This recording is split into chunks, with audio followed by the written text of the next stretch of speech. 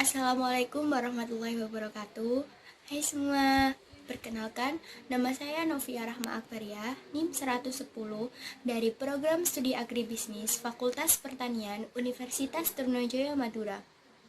Dalam kesempatan kali ini, saya akan menjelaskan materi tentang wakalah. Materi ini digunakan untuk memenuhi tugas UTS mata kuliah Ekonomi dan Bisnis Syariah. Berikut ini penjelasannya.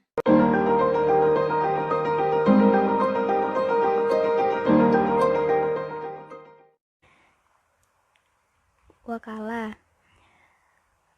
Pokok bahasan yang akan saya bahas di sini ada 7. Yang pertama, pengertian wakalah, dasar hukum wakalah, rukun wakalah, syarat-syarat wakalah, kemudian berakhirnya akad wakalah, dan hikmah wakalah. Pengertian wakalah. Menurut bahasa, wakalah berarti penyerahan atau pemberian mandat atau penjaga.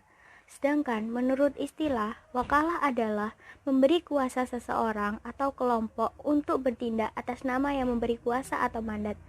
Contohnya, misal si A memberi kuasa kepada si B untuk menjualkan barangnya dengan harga sekian. Orang yang memberikan wewenang disebut pemberi kuasa, dan orang yang diberi wewenang disebut yang diberi kuasa. Apa yang dilakukan oleh yang diberi kuasa mempunyai status dan kekuatan hukum yang sama dengan apa yang dilakukan oleh pemberi kuasa. Dasar hukum wakalah. Dasar hukum wakalah ada 3. Yang pertama, Al-Quran. Allah berfirman dalam surat Al-Kahfi ayat 19 yang berkenaan tentang kisah Ashabul Kahfi. Ada pula yang terdapat pada Quran surat An-Nisa ayat 35 yang artinya, maka utuslah seorang hakim dari pihak laki-laki dan seorang hakim dari pihak perempuan. Yang kedua, hadis.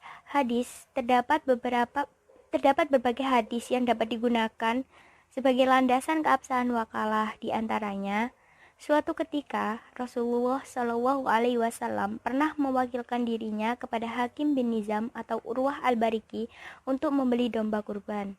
Hadis riwayat Abu Dawud. Yang ketiga, ijma. Para ulama telah bersepakat dengan ijma atas dibolehkannya wakalah. Mereka bahkan ada yang cenderung mensunahkannya dengan alasan bahwa hal tersebut termasuk jenis ta'awun atau tolong-menolong atas dasar kebaikan dan takwa. Tolong-menolong diserukan oleh Al-Quran dan disunahkan oleh Rasulullah SAW. Hukum wakalah. Pada dasarnya, hukum wakalah adalah mubah, tetapi bisa jadi haram kalau yang dikuasakan itu adalah pekerjaan haram, dan menjadi wajib kalau terpaksa, serta menjadi makruh bila pekerjaan itu makruh. Rukun wakalah, yang pertama orang yang mewakilkan atau al-muwakil, yang kedua orang yang diwakilkan atau al-wakil, yang ketiga objek yang diwakilkan, dan yang keempat sigot atau ijab kabul. Syarat-syarat wakalah. Yang pertama, orang yang diberi wewenang harus orang yang mempunyai wewenang terhadap urusan yang akan dikuasakan. 2. Orang yang diberi wewenang hendaknya orang yang sudah balik dan berakal sehat. 3. Urusan atau masalah yang akan dikuasakan hendaknya diketahui serta dipahami oleh orang yang diberi wewenang. 4. Akad yang dilakukan oleh kedua belah pihak hendaknya dimanifestasikan dalam bentuk perkataan atau perbuatan yang menunjukkan kepada pendelegasian wewenang. Kemudian berakhirnya akad wakalah. Akad wakalah berakhir jika terjadi salah satu dari hal-hal berikut. Yang pertama, salah seorang dari yang berakad meninggal dunia atau menjadi gila. Jika terjadi kematian atau gila dari salah satu pihak atau keduanya, maka syarat syah wakalah menjadi gugur. 2.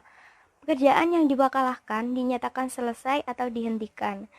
Jadi jika pekerjaan telah selesai atau dihentikan, maka wakalah tidak punya arti lagi. 3.